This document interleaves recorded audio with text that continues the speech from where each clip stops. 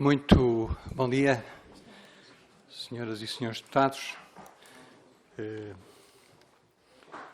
Eu queria começar pela questão da ordem do dia. Se há alguma alteração que queiram propor à ordem do dia que vos foi enviado, não vejo nenhuma mão no ar, portanto vou pôr à votação. Quem vota contra? Quem se abstém? É aprovado por unanimidade. Muito obrigado.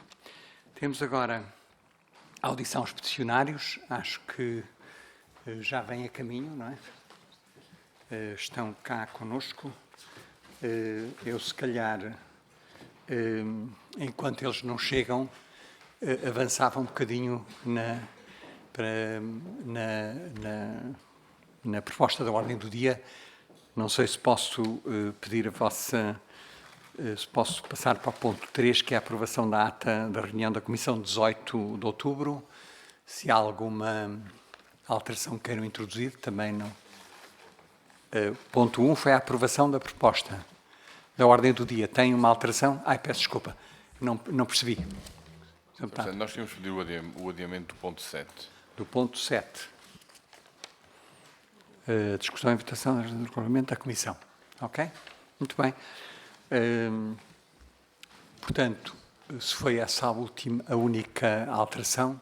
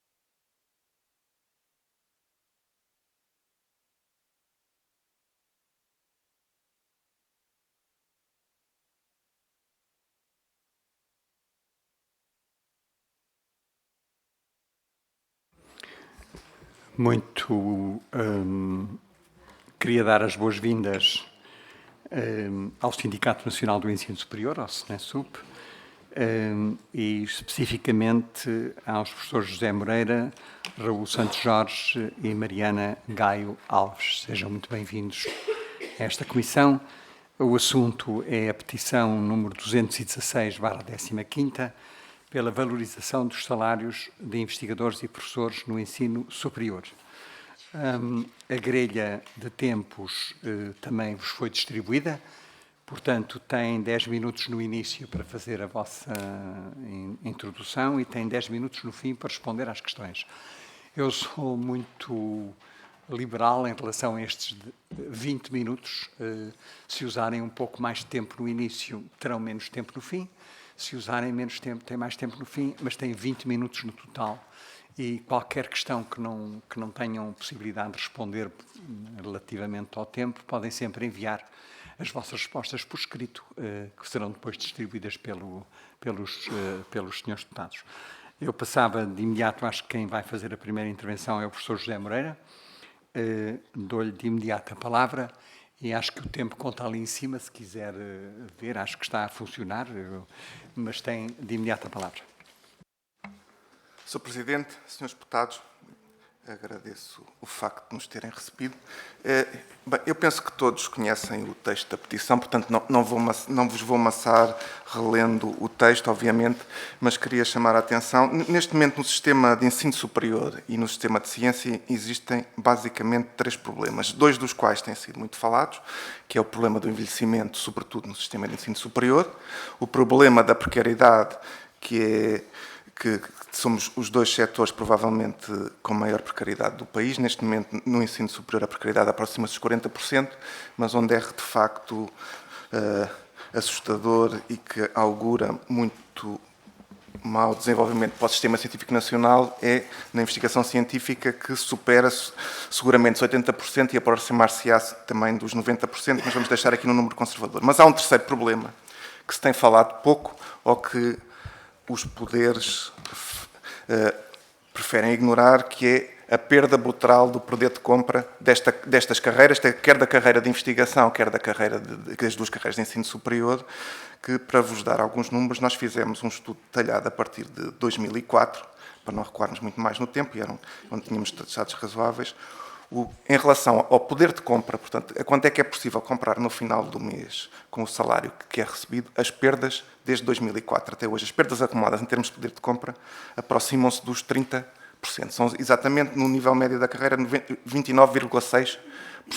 Ou seja, estamos com o próximo, sendo que o próximo aumento salarial será 3%, quer dizer que em relação à inflação prevista para este ano vamos perder cerca de 2,4%, números do Banco de Portugal que davam de 5,4%, sabemos que isto pode andar um bocadinho para cima ou para baixo, mas no próximo ano a perda acumulada será de 33%, quer dizer, em cada 3 vencimentos estamos a perder 1. Sabemos que isto acontece com outras carreiras especiais do Estado, só não acontece, e bem, com as carreiras ligadas à magistratura, que era aos tribunais judiciais, que era ao Ministério Público, e parece-nos que esta situação, temos a certeza que esta situação é de facto inaguentável pela parte do setor. Porque, reparem, somos seguramente, nós e estas carreiras especiais, aqueles que mais perdemos. Nós sabemos os problemas que o país tem, estamos conscientes da questão que passamos durante o período da crise que despoltou a intervenção da Troika, mas não é razoável que a carreira ou as carreiras que têm as pessoas mais bem preparadas, ou das mais exigentes da administração pública, tenham esta perda de vencimentos. Só para vos dar uma ideia, mas temos também a questão do aumento de impostos. É verdade, mas nós fizemos outras contas usando apenas os valores brutos corrigidos pelo índice de inflação, ou seja, sem descontar qualquer tipo de contribuições, portanto, apenas nem impostos, e neste momento a perda acumulada vai em 21%. Portanto, com a perda que se vai acumular no próximo ano, chegaremos aos 23%. Queríamos também dar mais algum número, que penso que poderá ser interessante, é vermos desde 2016, a perda acumulada são de 12,34% no poder de compra e a perda acumulada, apenas considerando os valores líquidos, são de 9%, ou é de 9%, quer dizer que no próximo ano será de 11%. Isto reportando-nos apenas ao período desde 2016, portanto, nos últimos 7 anos. Ora, queremos que é este o momento de as nossas carreiras serem olhadas com atenção, quer pelo poder público, neste caso representado pelos senhores e pelas senhoras deputadas, quer pelo Governo, a quem vamos pedir o início de abrir um pacote negocial, negociações com o Governo da República a este respeito, porque entenderão que é muito difícil continuarmos a trabalhar com estas condições em que estes trabalhadores perderam basicamente 1/3 do seu salário. Isto quer dizer que, por exemplo, quando olhamos para um recibo de vencimento e o comparamos com 2004, na mesma categoria da carreira, o vencimento líquido, portanto, o montante é menor do que era em 2004. Isto porquê?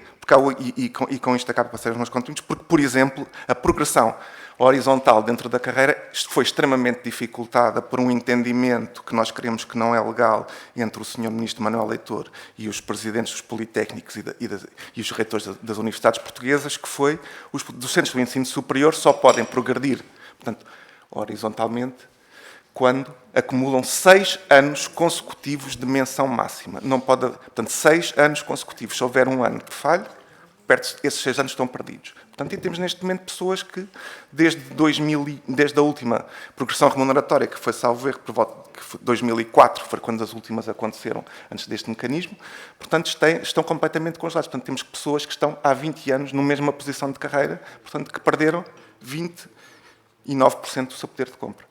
E passaria agora aos meus colegas para acabarem a intervenção. Mariana.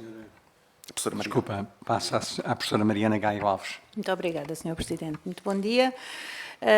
Como o meu colega José Moreira disse, um dos 3 grandes problemas que existem no setor é, de facto, o envelhecimento dos profissionais que estão nas carreiras e o envelhecimento também daqueles que estão precários e que ainda não entraram na carreira.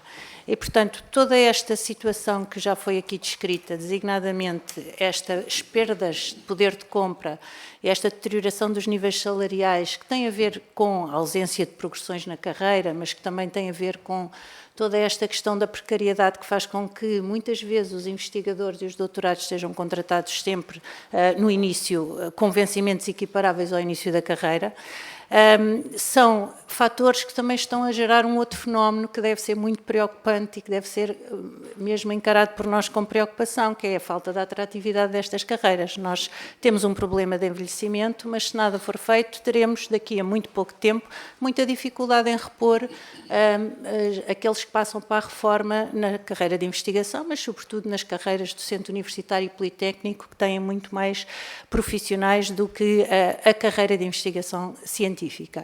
E com isto perde-se, no fundo, um investimento que tem vindo a ser feito nos últimos 30 anos em Portugal. Sabemos que a forma como o setor está estruturado deve muito ao pensamento de José Mariano Gago. Sabemos que gerou investigação científica de qualidade em Portugal, gerou qualidade da formação académica. Os nossos diplomados em universidades e politécnicos são reconhecidos lá fora como tendo uma formação de qualidade, mas se nada for feito, nós ficaremos, de facto, em risco de voltar a ter investigação científica e ensino superior de qualidade em Portugal. Parece dramático, mas de facto é para aí que caminhamos, porque não existe, infelizmente, qualquer sinal de uma estratégia para enfrentar estes problemas. Não existe, infelizmente, nenhum sinal de estratégia política para enfrentar o problema do envelhecimento, da precariedade e o problema da perda salarial também dos professores de ensino superior e dos investigadores. Só então a palavra agora ao professor Raul Santos Jorge. Muito obrigado, Sr. Presidente. Muito obrigado, Srs. Deputados. O essencial do retrato já foi feito aqui. De facto, os docentes no ensino superior, neste momento, têm dificuldades acrescidas também do ponto de vista salarial, mas eu quero mais uma vez chamar a atenção dos senhores deputados e pela enésima vez eu vou dar este exemplo, que é a questão das progressões horizontais, o tal problema dos excelentes versus 10 pontos. Reparem, se o indivíduo estiver muito bom num determinado período de avaliação, se a seguir tiver excelente, muito bom, excelente, muito bom, excelente, muito bom, excelente, significa que o indivíduo nunca vai mudar de escalão remuneratório. E, portanto, isto pode acontecer durante toda uma vida. E a pergunta que se faz é razoável este sistema? Há paralelo noutras carreiras com este sistema? Obviamente que não há. Portanto, é urgente rever esta questão, como é urgente rever o índice 100 das tabelas remuneratórias. O índice 100 já há demasiado tempo que não é alterado, desde 2009, e é urgente que esse índice 100 seja atualizado, porque, de facto, a situação é razoavelmente complicada, como já foi referido. Termino dizendo o seguinte. O que se está a passar no Sistema Nacional de Saúde, a falta de médicos, o que se está a passar no ensino básico e secundário, a falta de professores, vai exatamente acontecer a mesma coisa no ensino superior. Eu não tenho qualquer dúvidas que vai acontecer rigorosamente a mesma coisa. Porquê? Porque formar um docente universitário demora tempo, demora muitos anos, a carreira é muito pouco atrativa e, no essencial, há um imenso grupo de profissionais competentíssimos e dedicados, mas que a maior parte deles já tem os cabelos grisalhos e, portanto, estão muito próximo da sua possibilidade de aposentação. Portanto, este penso que é o retrato real do ensino superior neste momento. Enfim, deixo à vossa consideração. Muito obrigado, Sr. Professor. Eu vou ver se me entendo com este relógio, que não é a nossa sala normal de reuniões. Nós temos vários deputados inscritos para as suas intervenções. Cada um deles terá 3 minutos para a sua intervenção em relação a esta audição, e depois, no fim, terão os 10 minutos para responder às questões. Eu passo de imediato a palavra ao Sr. Deputado Eduardo Alves, e eu vou ver se é possível que os 3 minutos sejam contados ali. Se não forem, eu conto no meu relógio. Sr. Deputado Eduardo Alves. Obrigado, Sr. Presidente. Senhores deputados, senhoras deputadas, começar por cumprimentar o Sr. Presidente do SNESUP e cumprimento que estendo aos restantes membros do SNESUP que o acompanham aqui nesta audição na Comissão e na Assembleia da República. Começando por dizer que o Grupo Parlamentar do PS também tem tido a oportunidade de acompanhar aquelas que são as tomadas de posição do SNESUP, quer nesta sede, nesta Comissão, até com bastante regularidade, quer também fora dela.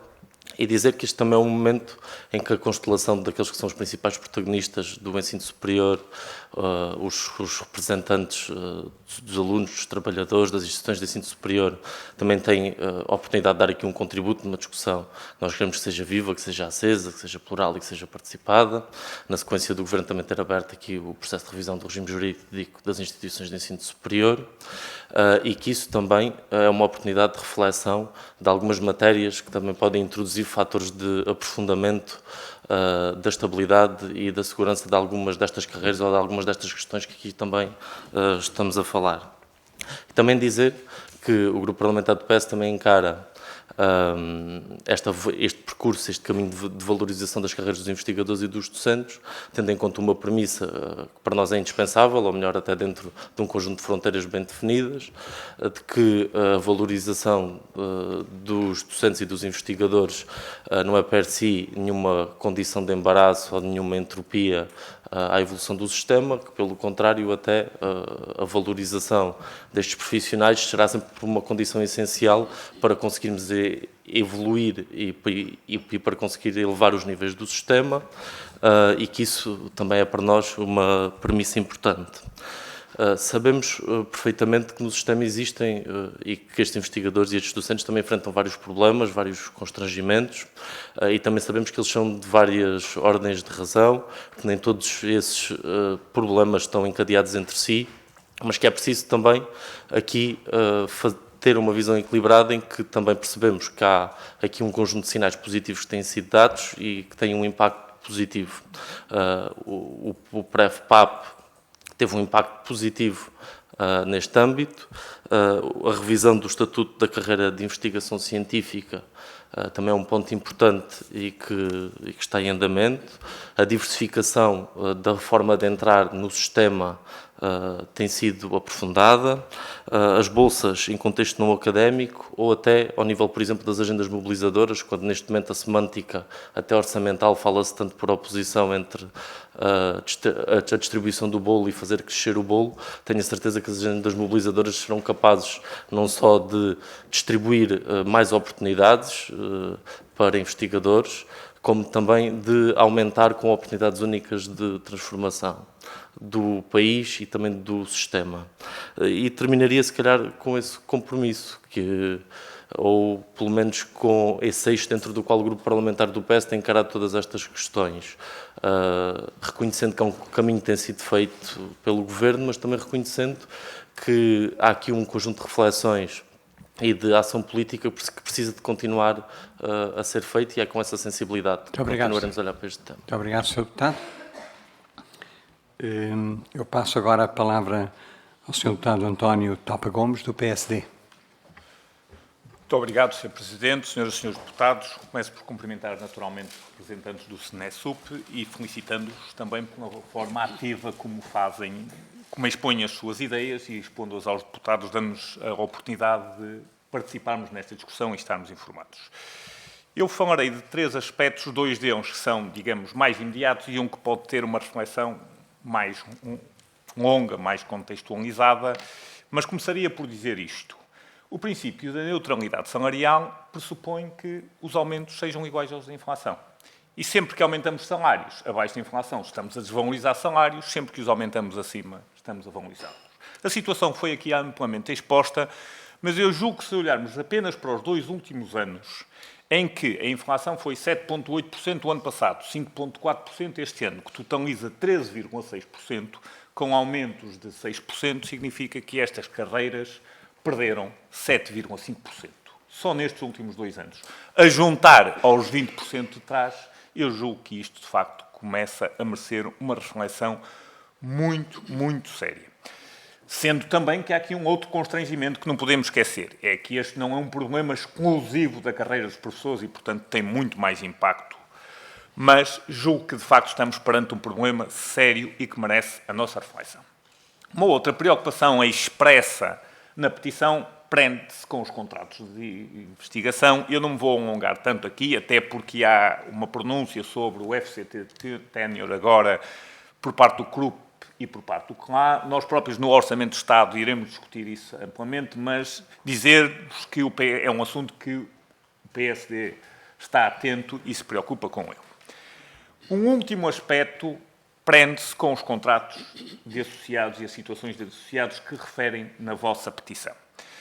O PSD não é contra a figura do professor, do associado, do professor convidado, e o PSD não é contra essa figura, até porque é uma maneira interessante e importante de trazer saber de fora da academia para dentro da academia.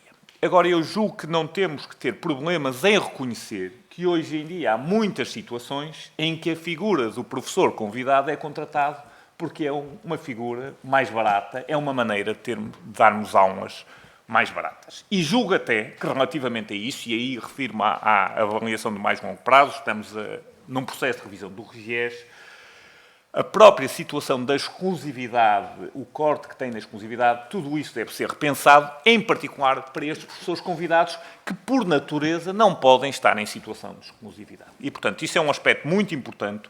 Julgo que estamos em presença de alguns abusos por parte das universidades, prejudicando sobretudo os investigadores mais jovens e, portanto, isso merece também uma reflexão que o PSD acompanha. Muito obrigado, Sr. Presidente. Muito obrigado, Sr. Deputado, também por manter dentro da hora, agradeço. Queria agora passar a palavra ao Sr. Deputado Gabriel Mitar Ribeiro do Chega para a sua intervenção. Saúdo ao Sr. Presidente, senhoras e senhores deputados, uma saudação especial aos senhores professores José Moreira, Raul Jorge e à senhora professora Mariana Alves do SINASUP, e que também representam 7.508 peticionários. A petição que apresentam coloca o dedo na ferida sobre as condições salariais e de carreira dos docentes e investigadores do ensino superior e referem que a situação é transversal a outros quadros altamente qualificados da administração pública e citam o caso dos médicos, dos oficiais das Forças Armadas e magistrados. Portanto, o que nos apresentam é um diagnóstico de um rumo de um país que se está a tornar inviável, quando os quadros qualificados estão nesta situação. E como aqui apresentaram, entre 2004 e 2023, eu sublinho, com 2 maiorias absolutas do Partido Socialista, a quebra do poder de compra de docentes e investigadores no ensino superior português oscilou entre cerca de 22% e 27%, num acumulado, agora explicado, 33%. Portanto, em média, a quebra de poder de compra foi superior a 1% ao longo de 20 anos consecutivos. Pelo menos podiam ir mais atrás. Portanto, resultam evidentes 2 aspectos. Primeiro, como está, o ensino superior não é financeiramente racional. Segundo aspecto, a relação entre o maior crescimento de sempre do ensino superior nas últimas 2 décadas, em termos de número de docentes, investigadores, estudantes, mestres, doutorados, cursos por aí fora, não correspondeu a um período sustentável de prosperidade económica. Pelo contrário, logo, nós estamos confrontados a ter de repensar, como aqui já foi indicado, a responsabilidade moral, cívica, social e económica do ensino superior. Deixo algumas questões. Primeira questão: o movimento sindical estará disponível para colaborar numa reforma profunda do ensino superior e em que termos? Se sim, em que termos? Segunda questão: será que a causa dos problemas que a petição apresenta não está na longa ausência do ímpeto reformista do governo e é para aí que se tem que apontar? Terceiro aspecto: os portugueses estão sufocados de impostos, mais ou menos como estavam os franceses antes da Revolução Francesa. E o que é que cada instituição do ensino superior pode fazer por si mesma, no âmbito da sua autonomia, para restaurar a sustentabilidade financeira da sua instituição? Quarto aspecto: o que é que cresceu nos últimos 20 anos de forma pouco sustentável, sem a respectiva compensação financeira em cada instituição do ensino superior? Foi o número de estudantes? Foi o número de cursos e instituições? Foram as estruturas curriculares e cargas horárias? Pergunto de outra forma: se é possível isolar os fatores que têm desequilibrado os salários e carreiras de forma tão acentuada ao longo de 2 décadas. Para terminar, claro que a capacidade reivindicativa de docentes e investigadores do ensino superior é fundamental, mas não é menos fundamental a nossa disposição de todos para uma reforma profunda e corajosa deste setor. Muito obrigado, Sr. Deputado. Passo de imediato a palavra ao Sr. Deputado Alfredo Maia, do PCP. Muito obrigado, Sr. Presidente, Srs. Deputados. Cumprimento os senhores dirigentes do Cinesup, agradecendo desde logo a contribuição que dão com a petição e com a exposição que fizeram. Eu gostaria de tocar 2 aspectos fundamentais, ou 2 áreas fundamentais. A primeira, a ciência é para nós todos consensual que o sistema científico e técnico é fundamental para, enquanto serviço público e de interesse estratégico, imprescindível para o desenvolvimento do país. No entanto, é manifesto que vários governos, incluindo o atual, levaram a que o sistema fosse condenado à ausência de um quadro consistente, estável e permanente de temáticas, de prioridades temáticas e de financiamento. E esta situação afeta e vai afetar seguramente no futuro, se não forem tomadas medidas, os que nele trabalham. É deste modo que nós chegamos à conclusão que há uma grande parte dos trabalhadores do sistema que mantém com a instituição em que trabalham uma relação precária, não é? Incluindo os que estão baseados no Estatuto do Bolseiro de Investigação, apesar destes profissionais substituírem necessidades permanentes. São precários no nosso país, isto a querer nas estatísticas da Direção-Geral de Estatísticas da Educação e Ciência, 75% dos investigadores, embora várias associações e sindicatos, os senhores professores mesmo referiram há pouco, podemos estar a falar já próximo dos 90%, o que é um dado de facto muito preocupante. Dados de março de 2023 indicavam 3.631 contratos precários financiados pela FCT contra 448 que integraram a carreira nos últimos anos. Eu gostaria de, a propósito, de colocar numa questão muito específica que tem a ver com a opinião do vosso sindicato sobre o FCT Tenur. Nós sabemos que as próprias instituições encaram este programa com alguma preocupação, com alguma hesitação, algumas até poderão não abrir concursos, e sabemos também que o financiamento da FCT é claramente insuficiente, porque é apenas 1/4 dos vencimentos.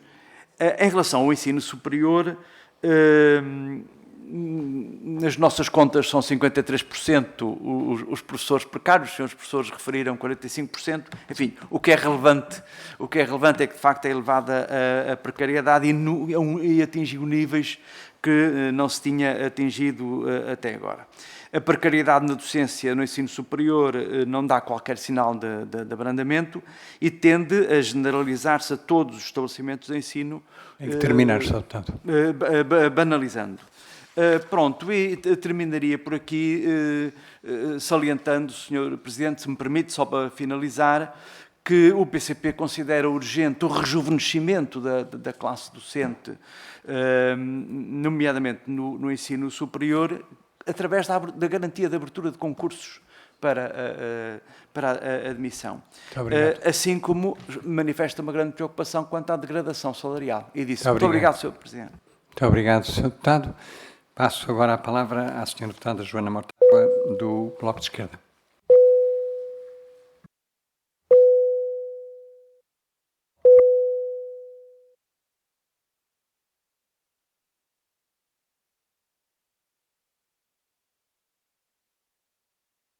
Muito obrigada, Sr. Presidente.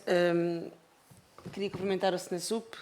Nós partilhamos não só as preocupações, mas o diagnóstico da crescente precarização do ensino superior e do sistema científico em Portugal e dos danos profundos que isso tem para o desenvolvimento do país. Não é possível falar em fuga de cérebros e na fuga das gerações mais qualificadas de sempre e depois ter uma administração pública, e em particular a administração pública nestas áreas que são as áreas científicas e, portanto, aquelas que supostamente seriam as mais qualificadas, incapazes de reter essa aposta e esse investimento que foi feito na qualificação destas pessoas.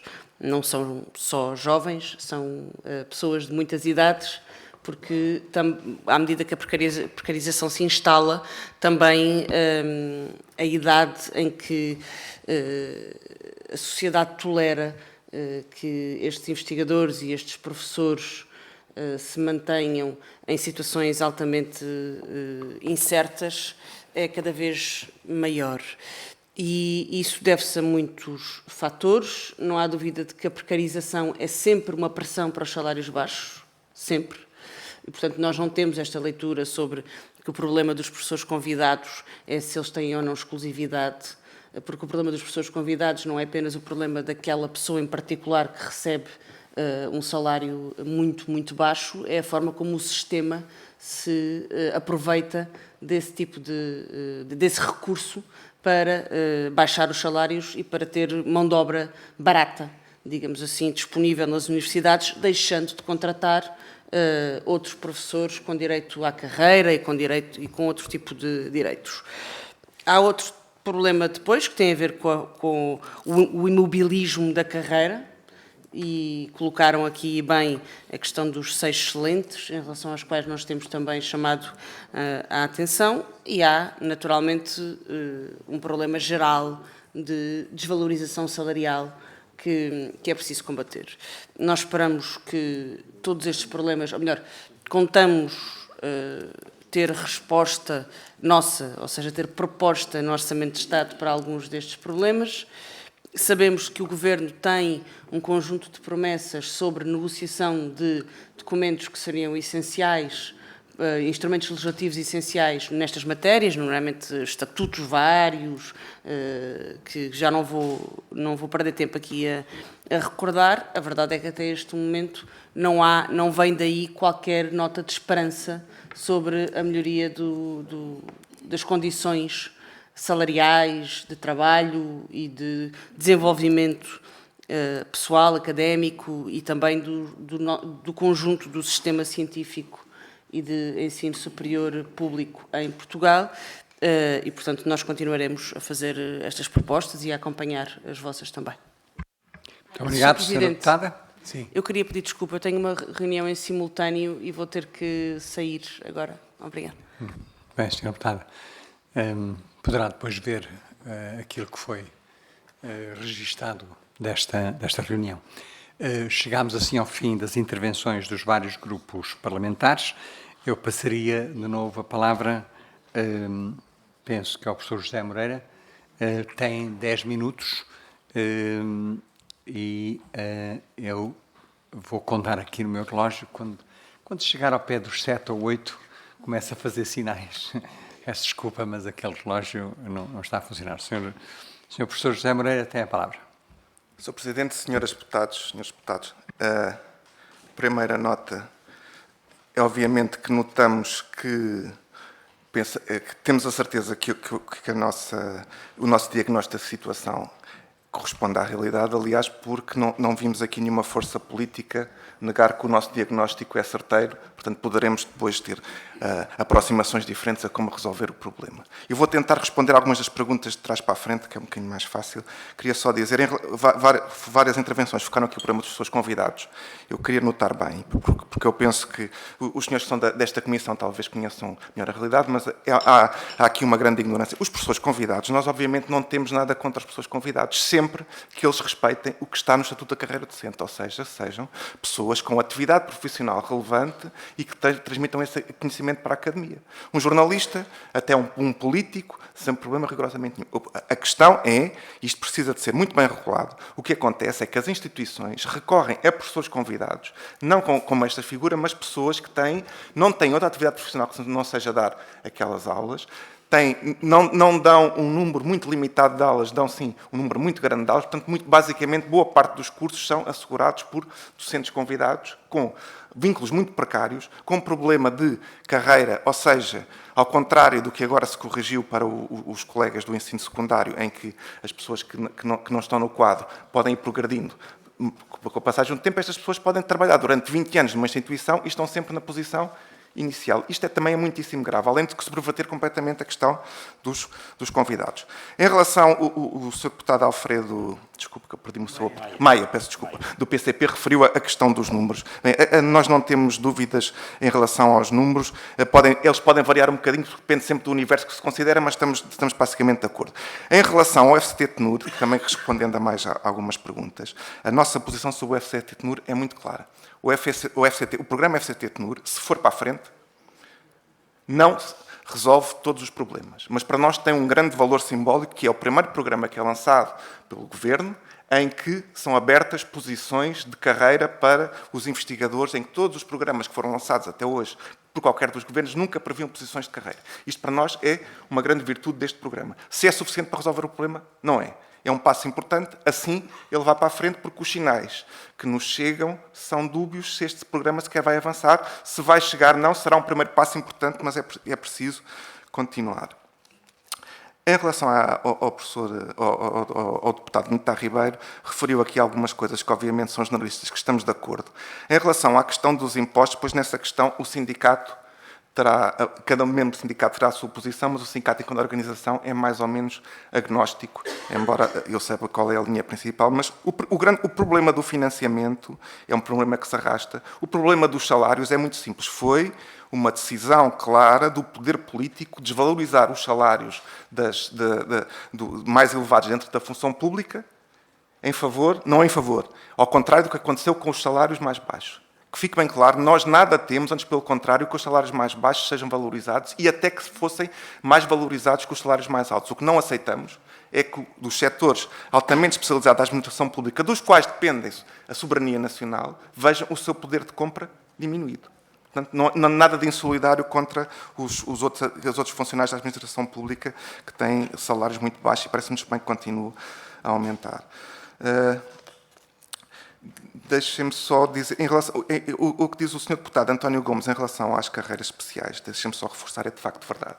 Porque o aparelho do Estado será forte, independentemente da posição política ou partidária de cada um, mas todos concordarão que é necessário ter um aparelho de Estado forte, mais ou menos extenso, como digo, dependerá da vossa posição política ou partidária, mas tem que ter pessoal altamente qualificado. Ora, no momento em que o pessoal altamente qualificado, que exerce funções ao serviço de todos os portugueses, é cada vez mais valorizado, o que estamos a passar duas mensagens: degradação das carreiras, degradação do poder de compra, e, portanto, pouca atratividade, e a segunda mensagem é que estes profissionais não são importantes. Eu volto a referir o que frisou aqui o meu colega Raul Santos Jorge.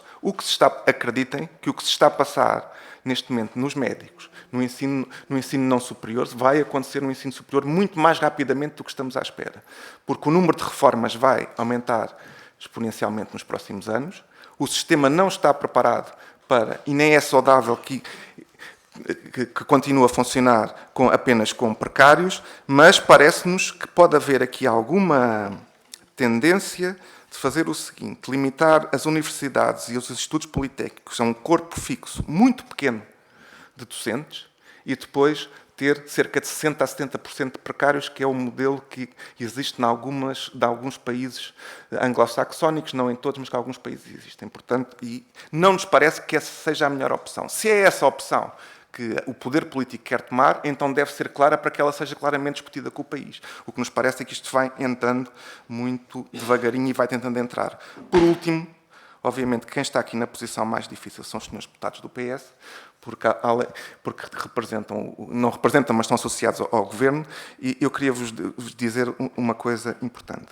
Há uma coisa que estamos em completo desacordo com o senhor deputado Eduardo Alves em relação à exemplaridade do PREV-PAP. Senhor deputado, o PREV-PAP para o ensino superior e ciência, nos outros foi um desastre, porque quer os dirigentes, quer o Ministério fizeram um acordo subreptício para que o número de investigadores e docentes que foram integrados pelo PREV-PAP foi cerca de 100 vezes inferior a qualquer outra das carreiras. Portanto, convido a que passe essa pergunta à senhora Ministra da Tutela e veja o que está a acontecer.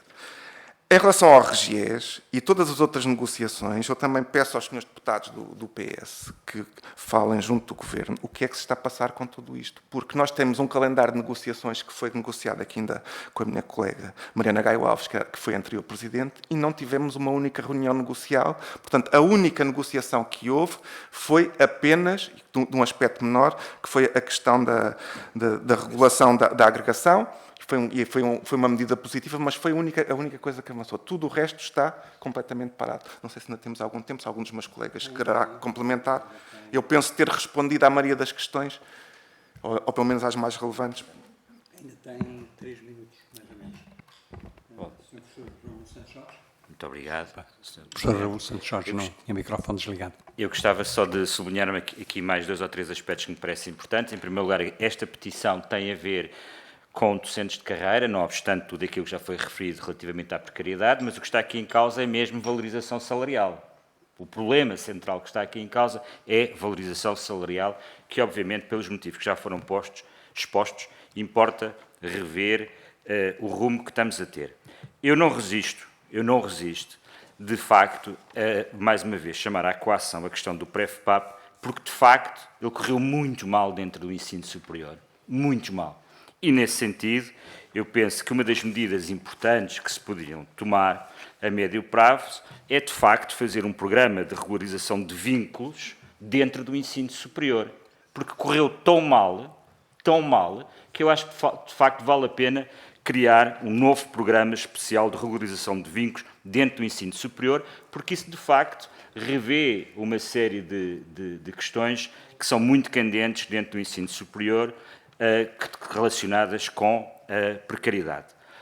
Ainda sobre este tema, eu gostava de chamar a atenção que, independentemente dos números serem 43, 45, eu penso é que os números que estamos sempre a falar são de tal forma elevados que implica necessariamente uma reflexão pelo país sobre esta questão.